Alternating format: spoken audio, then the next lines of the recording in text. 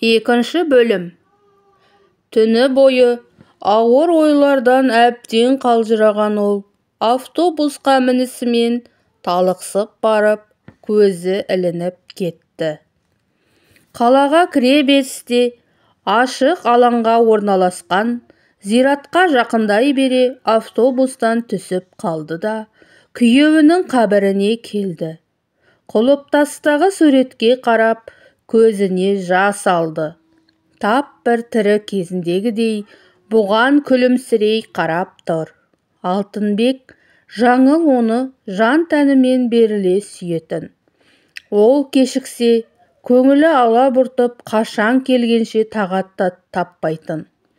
Мінезінің ақ жарқындығына болар.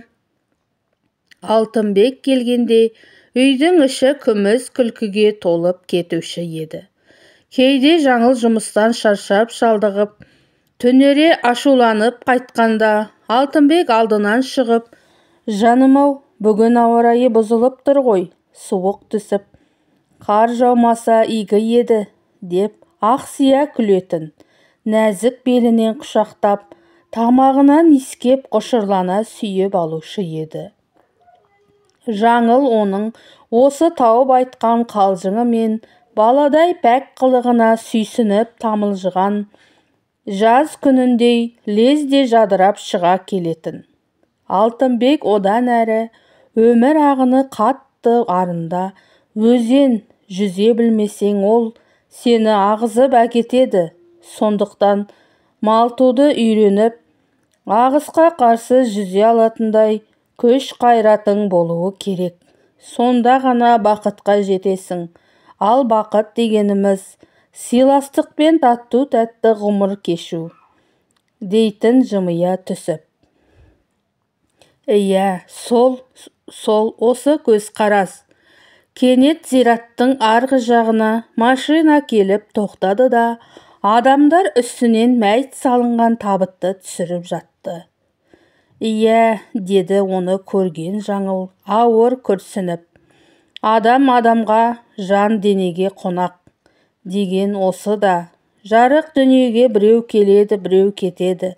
Сөйтіп тіршілік жалғаса береді. Біз бақыттымыз, Алтынбек. Артымыздан өмірімізді жалғайтын ұрпағымыз, Мұратбегіміз бар. Өзің өлсең де рухың тірі. Ол осылай жансыз бейнемен үнсіз сырласып ұзақ тұрды. Аспанда қою қара бұлттар торлаған. Қоңыр күздің сумаңдаған суық желі сұр жыландай ысылдап, ышқына ысқырып тұр. Жартылай жалаңаш жас қайыңдар гуілдеген желдің екпінімен бір жағына қарай майысып иіле түскен. Бір кезде қалықтап жүрген сансыз жапырақтардың біреуі қалбаң қағып, Жаңылдың пальтосының жағасына қонды. Алақанына салып, байыппен көз жүгіртті. Жапырақта 3 түрлі рең байқалады. Үші күреңденіп, ортасы сарғыш тартыпты, ал түп жағы әлі жап-жасыл. Жаңыл оны лақтырып тастауға қимай, қол сөмкесінен блокнотын алып, ортасына еппен салып қойды.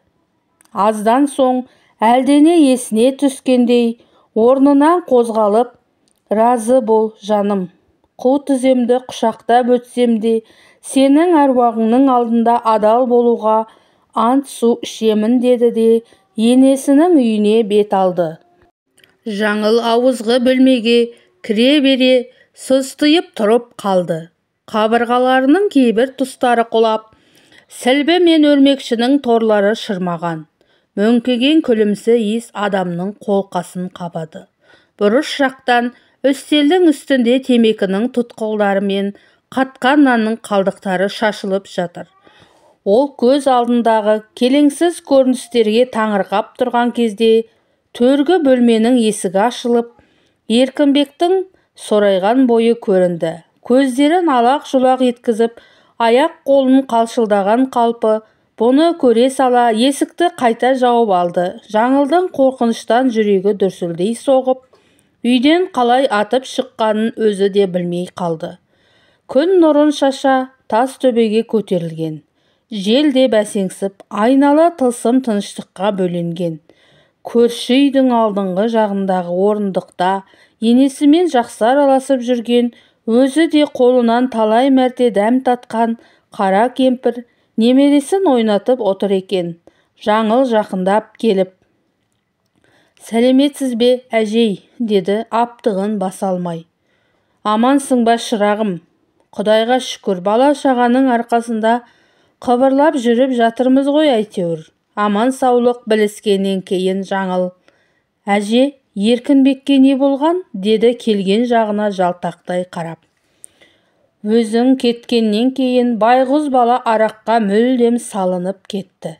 Тіпті кейінгі кездері үйінде жатып ішті. Содан психоздық дейме, әйтеуір өзін-өзі ұстай алмайтын елірме ауруына шалдыққан.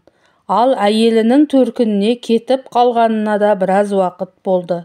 Сол жақта тағы біреуге тиіп алыпты дейді ғой. Қара бет, жүзі қара. Ал апам ше, апам қайда? Әкесі өлгенді де естіртеді қызым. Дина бейшараның мына жетесіздер қарттар үйіне, деді сөзінің аяғын жұтып қойған ана, жанарынан тығылған жасты қол орамалымен сүртіп жатып. Оның жан дүниесі дауылды күнгі теңіздей толқып келеді. Қайран асыл апашым, сорлаған екенсің ғой. Ұрпағыңның қызығын көріп, өз ошағыңның түтіні түтеуге құштар ана емес пе едің? Тас жүрек ұлың тірідей жерге көміпті ғой. Қолда барда алтынның қадірі жоқ деген осы да. Жаңыл қарттар үйіне келгенде күн ұясына батып, ымырт үйіріле бастаған.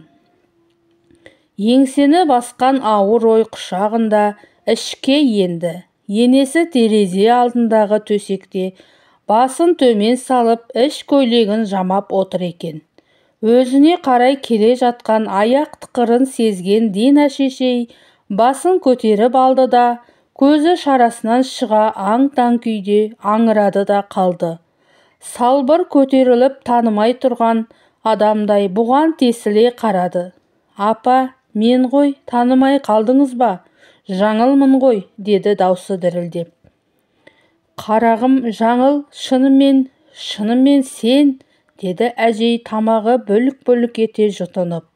Иегі кемсеңдеп, жанары жасаурай берді. Жүрегі лүпілдеп, қалтыраған тарамыс қолдарын соза келініне тақап келіп бетінен сүйді. Сол сәтте әжейдің көз алдында үлкен ұлының бейнесі елестеп кетті де, көңіл күйі сеңдей бұзылып, кеңкілдеп жылап жіберді. Бірнеше күннен кейін қызғылт түсті автобустың ішінде жүдеп қуаң тартқан жүзіне қан жүгіріп, жадыраған енесі мен мейірімді келіні әлденелерді еске алып, жарасымдылықпен шүйіркелесіп бара жатты. Осы кезде қарашаның алғашқы қара жапалақтай жауып, жер ана ақ көрпесін жамылды. Күн ене де елжіреп, «О қасиетті адам баласы, қуаныштарыңа ортақпыз» дегендей шуағын төге күлімсіреп тұрған еді.